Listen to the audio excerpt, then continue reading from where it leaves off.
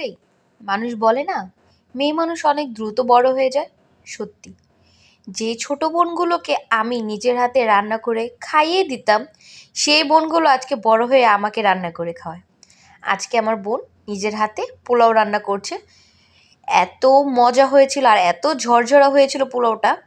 ও আমাকে বলছে, আপু আজকে আমি পোলাও রান্না করব, তুমি দেখবে। তা আমিও দেখলাম আজকে এত সুন্দর করে পোলাওটা রান্না করেছে। আপনারাই দেখেন কি সুন্দর কালার হয়েছে, আর এবং পোলাওটা এত সুন্দর ঝরঝরা হয়েছে, কি বলবো, খেতে যেমন স্বাদ হয়েছে দেখতেও সুন্দর হয়েছে। আর গাজর দেওয়ার কারণে পোলাওটার মধ্যে একটু অন্যরকম কালার চলে এসেছে। সাদার মধ্যে কমলা কালার টাইপ, কিরকম শিউলি ফুলের মতো, তাই না? শিউলি ফুল যেরকম দেখতে, সাদার মধ্যে কমলা কালার, এরকম হয়েছে।